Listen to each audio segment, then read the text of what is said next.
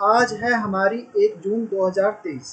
तो कल रात तक की जितनी भी current affair plus static GK उस पर हम बात करेंगे। तो करंट अफेयर की जितनी भी न्यूज है तो भी देखो, जहाँ भी current affair plus static GK पूछी जाती है, चाहे आपका यूपीएससी है, चाहे 2024 में दे रहे हैं, 25 में दे रहे हैं, सबके लिए इंपॉर्टेंट है। प्लस जितनी हमारी जितनी पीआईबी की न्यूज है, प्लस जितने भी हमारे स्टेट पीसीएस है, एसएससी है, रेलवे, ग्रुप डी है, तो जहाँ भी करंट अफेयर पूछ जाता है तो अपने हिसाब से जितना चाहिए उतना ले। ठीक है, तो क्लास बहुत ज़्यादा इंपॉर्टेंट होने वाली है। क्लास खत्म होने के बाद आपको जो टेलीग्राम के जो हमारा ग्रुप डिस्क्रिप्शन में लिंक डाल दिया गया है, वहाँ से आप पीडीएफ भी ले सकते हैं। तो स्टार्ट करते हैं भाई। Quotation against the evergreens of laws. First हमारे जो टॉपिक है, तो वीडियो को एक बार देखो, शेयर और लाइक कर दे भाई। तो ये क्या है, सारी चीज़ को समझेंगे। तो ये हमारे जो quotation against the evergreens of laws, ये शक्तिकांत दास जी हैं, जो आरबीआई गवर्नर जो है। तो ये इसके बारे में देखते हैं भाई। जो reserve bank of India RBI governor Shaktikanta Das raised red of the flex banks of the adopting the innovative methods of the evergreen of laws। भारतीय रिजर्व बैंक के आरबीआई के गवर्नर शक्तिकांत दास ने ऋणों को सदाबहार बनाने के लिए अभिनव तरीके से अपनाने वाले बैंकों को लाल झंडी दी है। जब बैंक कॉरपोरेट को स्ट्रेट लोन की जो वास्तविकता स्थिति पर जो पर्दा डाल रहे हैं, वे कॉरपोरेट के साथ जो मिली भगत करके जो कृत्रिम जो स्वच्छ छवि को पेश करते हैं। एवरग्रीन मेथड्स इंक्लूड्स, तो सदाबहार तरीकों से में शामिल क्या है, तो ऋणों या ऋण उपकरणों की बिक्री और पुनर्खरीद द्वारा जो दूसरे ऋणों को सदाबहार बनाने के लिए दो उधारकर्ताओं के साथ एक साथ लाना, तनाव को छिपाने के लिए अच्छे उपयोग उधारकर्ताओं को तनावग्रस्त उधारकर्ताओं के साथ जो संचित सौदे करने के लिए राजी किया जा रहा है। उधारकर्ता के जो पूर्ण भुगतान दायित्व को समाजित करने के लिए आंतरिक या कार्यालय खातों का उपयोग किया जाता है। ऋणों का नवीकरण या जो नए अतिरिक्त ऋणों को जो सवितरण तनावग्रस्त और जो उधारकर्ताओं या संबंधित संस्थाओं को पहले ऋणों की चुनौती के करीब और जो एवरग्रीन्स ऑफ द लोन्स, तो ये हमारे होते क्या है, ऋण की सदाबहार क्या है। ऋणों की सदाबहार प्रक्रिया जेबी, जो भी ऋण को देने का एक रूप है। यह आमतौर पर एक बैंक के द्वारा स्थायी सुधार है, जो बैंक के द्वारा जो इम्प्रूवमेंट किया जाता है। This is the typically of the temporary fix for a bank. अच्छा, यदि कोई खाता गैर निष्पादित और जो परिसंपत्ति और पीएनबी में बदल दिया जाता है, तो बैंकों द्वारा जो उच्च प्रावधान करने की जो आवश्यकता होती है, जो उनकी जो लाभप्रदता को जो प्रभावित करेगा। A loan terms of the non-performing assets of the NPA and instead of the statement of remaining the unpaid even after the due to the date।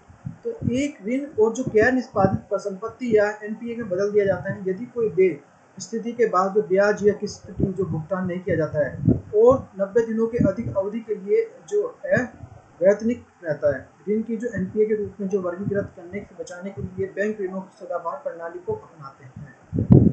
No need of the evergreen of lawns, तो सदाबहार जो ऋणों की जो सदाबहार आवश्यकता क्या है। It is the normally happens due to the unholy and the relation between the bankers and the borrowers. यह आमतौर पर जो बैंक और उधारकर्ताओं के बीच में पवित्र संबंध को कारण होता है। एंड द एक उधार जो मौद्रिक नीति कमजोर बैंकों के लिए जो भी को जो सदाबहार ऋण देने के लिए एक सक्षम वातावरण बनाती है और उन्हें जीवित रखती है। तो आरबीआई मार्च 2020 को एक उदार नीति का पालन कर रहा है, जब देश में महामारी फैल रही थी, अधिकांश सदाबहार सार्वजनिक क्षेत्र में जो बैंकों से हुआ और जो एनपीए में उछाल आया है। अच्छा, नोट क्या देख लेते हैं। दिवालियापन संहिता के अधिनियम के साथ जो सदाबहार गिरावट आई है, जो लेकिन वसूली बहुत कम हुई है। फिर नेक्स्ट टॉपिक है भाई हमारा जो एनिमल स्पीसीज, इसके बारे में देखते हैं। एनिमल स्पीसीज, तो एनिमल क्या है ये, इसके बारे में देखें। तो रिसेंटली दो वाल्डिमिर जो बेगुला वेल की स्वादिष्ट तट पर देखा गया है। ये जो हार्डिमिल के नॉर्वे के लोगों को द्वारा जो जिन्होंने उसे जो पहली बार देखा है। वेल हवेल के द्वारा नार्जिनियम शब्द के जो एक नाटक है, जो रूस के द्वारा बेलुगा के कथित संबंध के कारण जो डिमिर जोड़ा गया था। अच्छा, फिर देख लेते हैं इसके जो बेलुगा वेल सिर के एक हार्मोन्स लगा हुआ था, जिसमें जो एक्शंस कैमरा माउंट करने के लिए था। जब हटाया गया तो हार्मोन्स उपकरण के लिए सेंट पीटर्सबर्ग शब्द, जिन्हें अनुमान लगाया गया कि जो बेलुगा कथित रूप से रूस का सबसे नया जो जासूस था। History of the animal species, the most of the famous animal this is used for the जो एक्टिविटीज इन द फीचर्स। तो जासूसी के इस्तेमाल किया जाने वाला सबसे प्रसिद्ध जानवर कबूतर है। प्रथम विश्व युद्ध के दौरान जो कबूतरों को पहले देखा होगा ना आपने, पहले कबूतर से भी चिट्ठी वगैरह सारी जो आ जाती, छोटे कैमरे लगे हुए थे, उन्हें दुश्मन तो इलाकों तक छोड़ दिया जाता था क्योंकि वहाँ से हम पता लगा लेंगे इस तरह से सारी जो इन्फॉर्मेशन। जैसे जो पक्षी दुश्मन के इलाकों में उड़ान करता था तो छोटा कैमरा क्लिक करता था। वे दुश्मन की रेखाओं के संदेह के लिए प्रभारी थे। 95% कबूतर अपनी डिलीवरी पूरी कर ली और जो 1995 दशक में जासूसी का इस्तेमाल किया जा रहा था। एक प्रसूत कबूतर का नाम चेन अमी था, जिसका अंतिम मिशन जो 14 अक्टूबर 1918 को था। उन्हें अपने जो मरणोपरांत पुरस्कार के साथ जो फ्रेंच क्रोइजन की जो बुर्रे को हथेली पर सम्मानित किया गया था। फिर आता है हमारा बियॉन्ड द क्यूजन, कबूतर से परे। उनमें से एक डाल्फिन थी जिससे पनडुब्बियों के और जो पानी के नीचे खाना पता लगाने के लिए 1960 के दशक में अमेरिकी नौसेना के प्रशिक्षित किया गया था। अमेरिकी नौसेना के लिए ये जो समुद्री शहरों को भी इस्तेमाल किया गया था। जासूसी में लाया जाने वाला सबसे अप्रत्याशित जानवर बिल्ली था। फिर आता है हमारा जो नेक्स्ट टॉपिक आता है जो PLI 2.0 for the IT hardware. क्या है भाई PLI 2.0 for IT hardware? The Union Cabinet chaired by the Prime Minister and the have given the approval of introduce of production linked initiatives PLI scheme 2.0 IT hardware। प्रधानमंत्री की अध्यक्षता में केंद्रीय मंत्रिमंडल की IT हार्डवेयर के लिए प्रोडक्शन लिंक्ड इनिशिएटिव PLI योजना 2.0 को मंजूरी दी है। और जो IT हार्डवेयर के लिए PLI योजना 2.0 को 17,000 करोड़ रुपए में बजटीय परिवेश के लिए मंजूरी दी है। यह योजना जो लैपटॉप, टैबलेट, ऑल इन जो NPC और server, old small forms factors UFFs जो उपकरणों को बड़े पैमाने पर विनिर्माण को बढ़ावा देगी। 2025 तक 2026 तक जो लगभग जो 300 मिलियन अमेरिकी डॉलर का जो इलेक्ट्रॉनिक्स विनिर्माण कारोबार हासिल करने में महत्वपूर्ण योगदान देगी। फिर आता है हमारा इसके बाद यह योजना जो आवेदकों के लिए जितने आवेदक हैं उनके अधिक लचीलापन है, इसमें बहुत ज़्यादा रिलायबिलिटी दी है, फ्लेक्सिबिलिटी दी है, विकल्प प्रदर्शित करती है और विकास को प्रोत्साहित करने के लिए वृद्धिशील बिक्री और निवेश सीमा को बंधी हुई है। इसके अलावा जो अर्धचालक डिजाइन, जो IC निर्माण और जो पैकेजिंग भी IT हार्डवेयर के लिए PLI योजना 2.0 प्रोत्साहित व्यक्ति के रूप में शामिल है। फिर आता है हमारा पर्पज क्या है इसका, तो भारत विनिर्माण क्षमताओं को बढ़ाने के लिए इसका यूज है, घरेलू विनिर्माण को बढ़ावा देने के लिए और मूल्य संवर्धन को बड़े निवेश के लिए आकर्षित करेगा इससे। फिर आता है हमारा जो एप्लीकेशन आवेदक क्या है, तो भाई इसमें योजना के लिए आवेदकों की 3 श्रेणियाँ हैं। एक वैश्विक कंपनियाँ, फिर हाइब्रिड घरेलू या वैश्विक या घरेलू कंपनियाँ और जो घरेलू कंपनियाँ, इस तरह से 3 इसमें पात्रता। एलिजिबिलिटी क्या है, एलिजिबिलिटी क्राइटेरिया क्या है, हाइब्रिड वैश्विक घरेलू श्रेणी के तहत जो आवेदकों की पात्रता होगी कंपनी के प्रकार यानी कि घरेलू और जो वैश्विक आधार पर तय किया जाता है। इसके बाद जो प्रत्येक श्रेणी में आवेदकों को चयन है यानी कि वैश्विक संस्करण और जो घरेलू आवेदक की रैंकिंग और बजट उपलब्धता अधीन उसके समग्र PLI प्रक्षेपण के आधार पर किया जाएगा।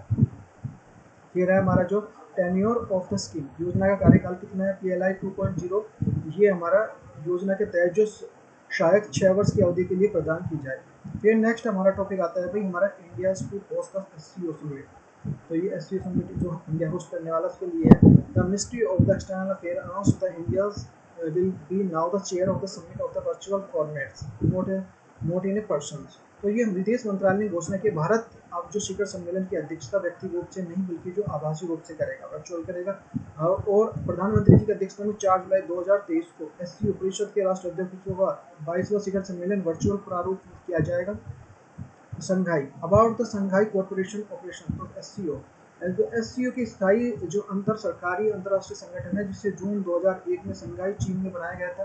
प्रस्तावक सदस्यों में कजाकिस्तान, चीन, किर्गिस्तान, रूस, किर्गिस्तान, उज्बेकिस्तान शामिल थे। यह संगठन दुनिया की लगभग जो 42% आबादी, इसके जो 22% भूमि क्षेत्र और जो 20% जो वैश्विक GDP का जो प्रतिनिधित्व करता है।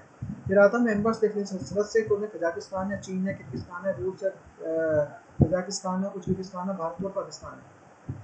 फिर significance of SCO for India, Bharat के लिए SCO का महत्व क्या है। भारत 2023 में आगामी SCO शिखर सम्मेलन की मेजबानी करेगा जो उज्बेकिस्तान के समरकंद में आयोजित किया जाएगा। और जो सदियों से जो भारत की संस्कृति और परंपरा को प्रदर्शित करने वाले पवित्र जो शहर वाराणसी 2022-2023 के लिए संघाई सहयोग संगठन की पहली सांस्कृतिक पर्यटन राजधानी घोषित किया जाएगा। फिर इसके बाद SCO can help the achieving regionals of integrations of promote the connectivity of the stability across the border। तो SCO जो क्षेत्रीय एकीकरण हासिल करने के लिए सीमाओं को पार कनेक्टिविटी स्तर बढ़ाने के लिए मदद कर सकता है। एससीओ भारत में कनेक्ट सेंट्रल एशियन पॉलिसी को आगे बढ़ाने के लिए अवसर प्रदान करेगा। यह भारत को यूरेशिया चीन से लगातार बढ़ते हुए प्रभाव जांच करने में मदद करेगा। फिर देख लेते हैं भाई हमारा जो नेक्स्ट टॉपिक है वो गोवा स्टेटहुड डे। तो गोवा स्टेटहुड डे, तो the prime minister has been the comrade and best wishes of the oceans Goa statehood day. प्रधानमंत्री गोवा राज्य दिवस पर जो अपनी शुभकामनाएं दी हैं।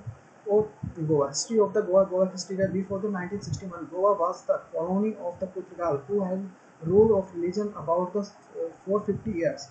1960 से पहले जो गोवा पुर्तगाल का एक जो उपनिवेश था जिसमें लगभग 450 वर्ष क्षेत्र से शासन किया गया था।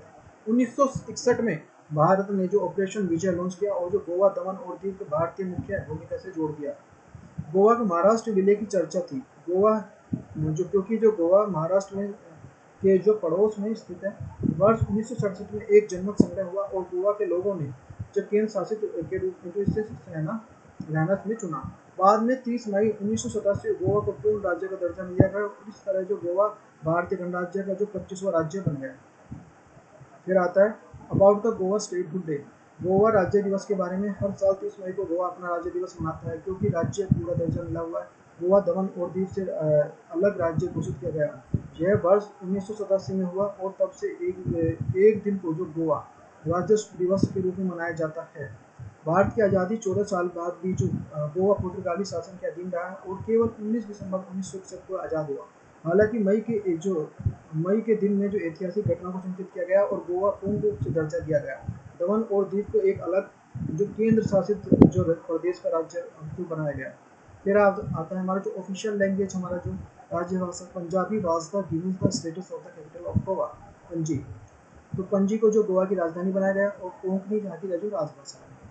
नेक्स्ट हमारा जो लाइट वेट पेमेंट सिस्टम, ये क्या है इसके बारे में देखते हैं। The reserve bank of India RBI has, तो ये भारतीय जो रिजर्व बैंक है आरबीआई है, हल्के भुगतान और निपटान प्रणाली को अवधारणा की है जिसे जो डिजिटल भुगतान के जो संकर कहा जाए, क्या है equivalent of the digital payment. इसे it can be operate the from anywhere, कहीं से भी ऑपरेट हो जाएगा। इसे आपदा की जैसी सुरक्षा में अत्यधिक न्यूनतम कर्मचारियों द्वारा कहीं भी संचालित किया जा सकता है। इस प्रणाली का बुनियादी ढांचा उन तकनीकी स्वतंत्रता होगा जो भुगतान प्रणालियों के लिए यूपीआई, एनएफटी और जो आरटीजीएस के लिए अंकित करती हैं।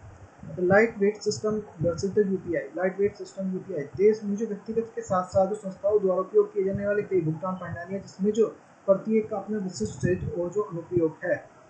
फिर हमारे देख लेते हैं मौजूदा पारंपरिक भुगतान प्रणाली और जो आरटीजीएस और एनएफटी और यूपीआई निरंतर उपलब्धता सुनिश्चित करते हुए बड़ी मात्रा में लेन देन में संभालने के लिए डिजाइन किया गया है। नतीजा जतन उन्नत और आईटी और संरचना के लिए समर्थित जो जटिल वायर्ड और नेटवर्क पर स्थापित है। इसके need of the light weight system.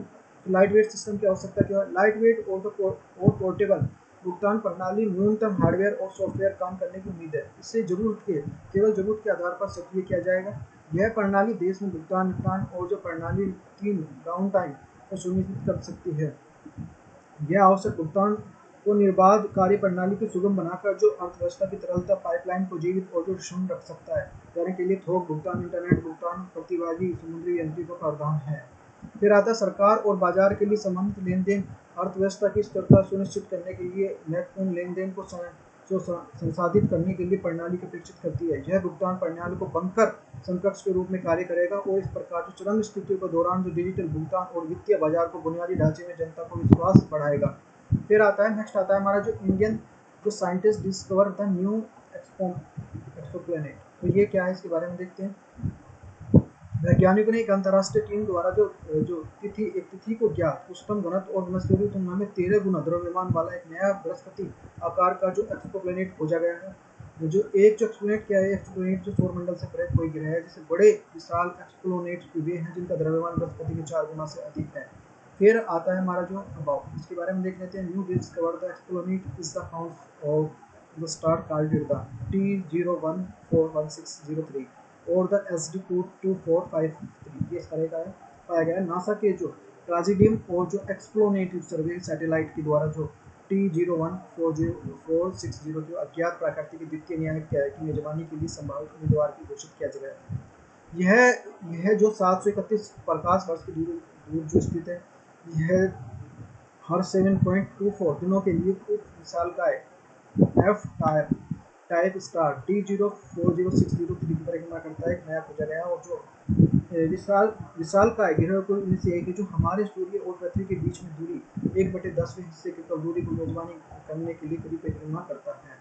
फिर आता है हमारा जो 1670 केवी के जो सतह के समय जो एक्सपोनेंट लगभग जो 0.3 सन कीपन्स और मूल्य उच्च विकीय केंद्रकर्ता और जो ज्वारीय प्रसार को गुजरने की संभावना है। इस प्रकार की प्रणाली को पता लगाने के लिए एक्सपोनेंट के गठन और प्रवासन और विकास तंत्र के बहुमूल्य अंतर्दृष्टि मिलती है। फिर आता made in the indigenous tech, एक विशाल एक्सपोनेंट खोज जो स्वदेशी विषय और PLI एडवांस रेडियन वेलिसिटी और अब स्काई स्टार का जो उपयोग करने के लिए थी। अब उसमें विषय जो वेधशाला PLI की जो 1.2 मीटर दूरबीन के द्रव्यमान को सटीक से माप कर पारस का उपयोग करते हुए जो द्वितीय पिंड के द्रव्यमान के माप को जो एक ग्रह के रूप में खोजा गया है जो T01 यह खोजा गया 2018 में K23006। फिर आता है हमारे खालिस्तान के बारे में देख लेते हैं। तो NCERT की लगभग जो NCERT कक्षा 12 की जो 12वीं की है जो राजनीतिक छात्र विज्ञान के छात्र पाठ्य पुस्तक में खालिस्तान का निर्माण का जिक्र करते हुए एक अलग से सिख राष्ट्र के लिए याचिका सम्मिलित करने वाली पंक्तियों को हटा दिया गया है। क्यों हटा दिया गया है? व्हाट इज द मैटर क्या है? हितधारकों के लिए प्रतिनिधित्व प्राप्त करने के लिए निर्णय लिया गया था कि जो विशेष रूप से मंत्रालय द्वारा जो शिरोमणि गुरु द्वारा प्रबंधक समिति के एक पत्र को प्राप्त करने के बाद की सारी चीज़ें हटा दी। 12th में बताया से जो ये जो चैप्टर था खालिस्तान उसको सिख धर्म के अलग जो बनाने के लिए उनके लिए तो ये हटा दिया गया है। पत्र में जो आनंदपुर प्रस्तावित जो प्रस्ताव गलत तरीके से उस सिख समुदाय के खिलाफ जो कथित रूप से आपत्तिजनक सामग्री को वापस लेने का जिक्र किया गया है। प्रस्ताव 1973 के पंजाब आनंदपुर साहिब के जो अकालियों के एक वर्ग द्वारा पारित किया गया था जिन्हें केंद्र राज्य सरकार द्वारा परिभाषित करके राजनीतिक स्वायत्तता की मांग करने की शुरू की गई थी। फिर इसके बारे में फिर देख लेते हैं इसकी जो ऑपरेशन ब्लू स्टार। भाई देखो ये आज हमारी current affair plus static GK थी, चीज़ों को समझा, कई सारी चीज़ें को समझे हमने। यदि वीडियो अच्छी लगी है तो वीडियो को अपना देखो चैनल के साथ प्यार बनाए रखें और टेलीग्राम पर आप PDF ले सकते हैं। इस क्लास खत्म हो गई है तो वीडियो को ज़्यादा लाइक और शेयर करें।